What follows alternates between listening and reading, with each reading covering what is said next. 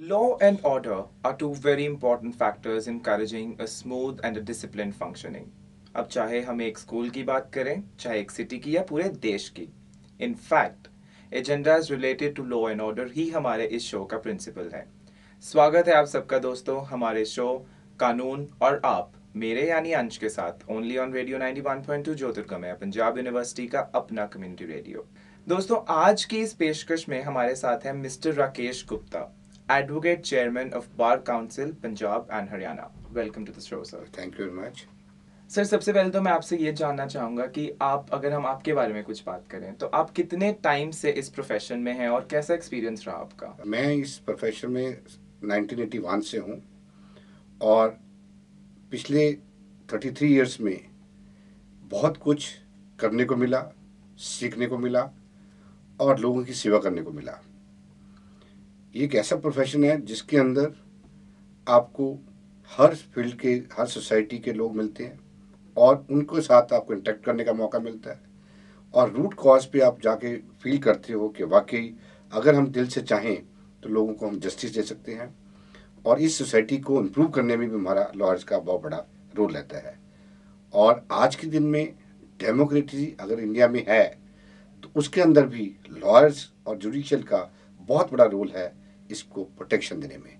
और आपका एक्सपीरियंस कैसा रहा. मेरे एक्सपीरियंस बहुत अच्छा रहा क्योंकि मेरा एक जो एम था लाइफ का, मैं फील करता हूँ कि एज ए लॉयर जो कुछ मैंने मन में सोचा था या जो कुछ मैंने मन में करने को सोच का मतलब मेरी प्लानिंग थी वो by God grace and with the help of my lawyers, my friends, my relations मैंने उस पर अचीव किया।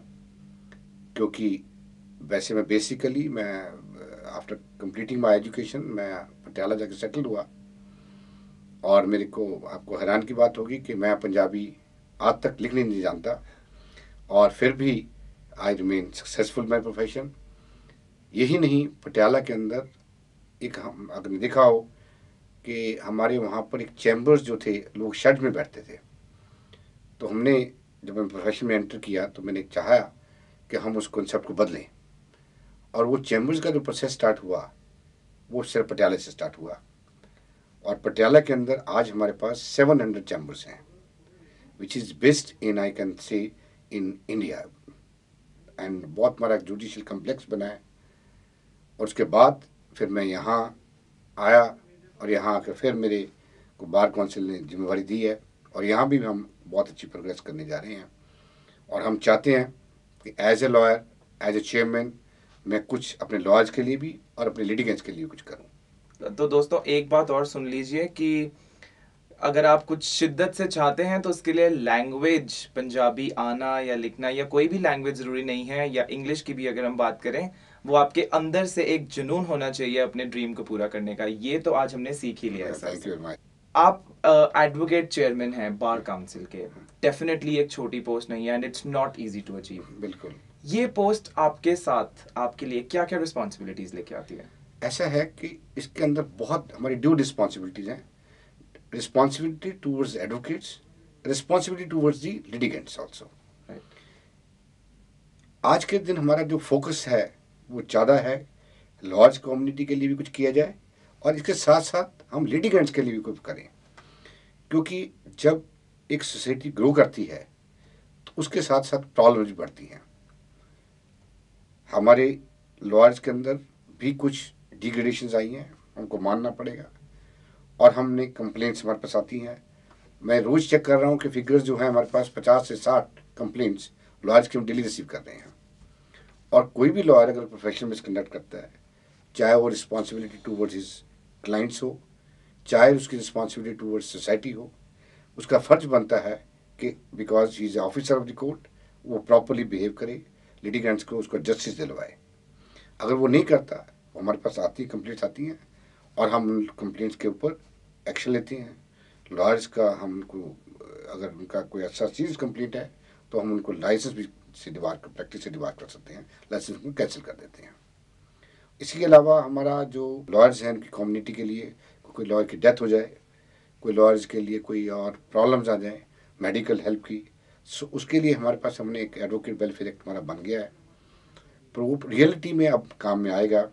अब मैंने कोशिश मेरी है कि जल्दी से जल्दी इसको लागू हो जाए, ताकि लॉयर्स की जो फैमिलीज हैं, in case of unnatural happenings, it may be death और because of illness, serious illness, we can provide some help to those families. Right, एक सिक्योरिटी प्रोवाइड सिक्योरिटी, यस, करेंगे। बिल्कुल बिल्कुल। अगर हम अपनी जनरल लिसनर्स के इंटरेस्ट में कुछ बात करें, तो ये जो लॉयर्स हैं जिनके पास हम अपने केसेस लेके जाते हैं, इनका कोई स्पेसिफिक फी स्ट्रक्चर होता है, या ये लॉयर की कैपेबिलिटी और नंबर ऑफ केसेस वो उसने जीते हैं उन पर डिपेंड करता है?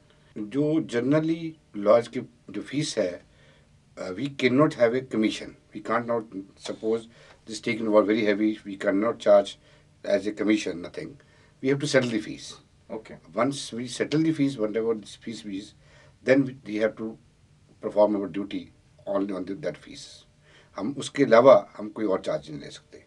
Okay, So this is the procedure of as per the Advocates Act.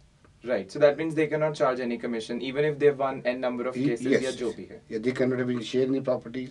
They cannot have any agreement. If it is agreement, को agreement कर लेता है कि मैं आपको केस जीतूंगा, इतने % शेयर लूंगा, या इसके मुताबिक मैं थोड़ा उसके अंदर प्रॉफिट लूंगा, तो that is totally illegal. And if it comes to notice of bar council, we are it amounts to professional misconduct. Okay, great. अगर इसी को थोड़ा सा हम आगे एक्सटेंड करें, सपोजिटली हम किसी लॉयर के पास जाते हैं, वो हमारा केस नहीं रजिस्टर करता या हरास करता है या कुछ भी है, क्योंकि मनी के लिए या किसी भी एनी एक्सवाइजेड रीजंस के लिए हम बात करें, तो उसका क्या प्रोसीजर है या क्या एक्शंस लिए जाएंगे उस लॉयर के अगेंस्ट? देखो, अगर कोई भी लॉयर कोई वायलेशन करता है, प्रोफेशनल मिसकंडक्ट करता है, तो हमारी बार काउंसिल के अंदर प्रोविज़न है कि वो लिटिगेंट हमारे पास कंप्लेंट कर सकता है, और वो कंप्लेंट जो है उस एफिडेविट के साथ लगी होगी। हम फिर उसको कंप्लेंट को टेकअप करते हैं और उसके कमेंट्स कॉल करते हैं लॉयर्स के। और लॉयर के अगर हम फील करते हैं कि वाकई इसने प्रोफेशनल मिसकंडक्ट किया है, तो हम उसको प्रॉपर इसका एक्शन लेते हैं। और अगर हम फील करते हैं कि ये सीरियस प्रोफेशनल मिसकंडक्ट है, तो हम उसको परमानेंटली डिबार कर देते हैं प्रैक्टिस करने से।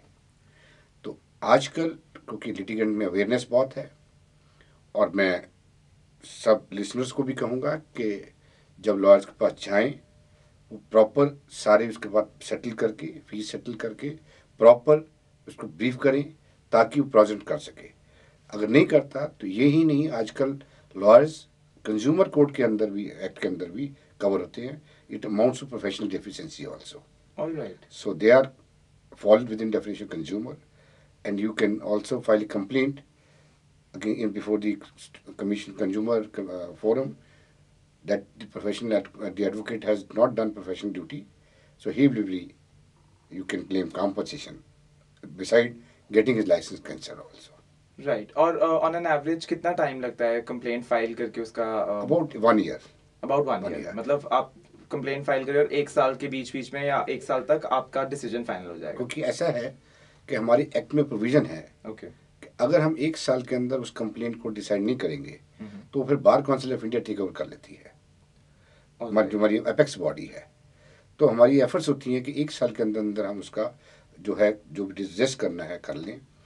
और अगर आपने पढ़ा हो, पीछे हमने 3-4 एडवोकेट्स के लाइसेंस कैंसिल किए हैं, और बाकी हमारी इंक्वायरी चल रही है, और उम्मीद है कि हम उनके ऊपर भी एक्शन लेंगे। राइट। ऑन एन एवरेज कितने परसेंट मतलब कि या कितने फ्रीक्वेंटली ऐसे केसेस सामने आते हैं अगेंस्ट द एडवोकेट्स? अब देखो, क्योंकि हमारी इंडिया सोसाइटी बहुत इम्प्रूव कर गई है, और मैं देख रहा हूँ कि लोगों के अंदर बहुत ज़्यादा अवेयरनेस है, और हम रोज़ के एवरेज में 50 से 60 कंप्लेंट्स रिसीव कर रहे हैं एडवोकेट्स के खिलाफ। ओके, और कई कंप्लेंट बहुत सीरियस भी हैं, और हम कोशिश हमारी ये है कि हमारे जो प्रोफेशन के अंदर इस तरह की बातें मत हों। अगर होंगी तो हम उनको नेचुरली, हम लॉयर्स को भी समझाते हैं कि आप ऐसा काम मत करिए।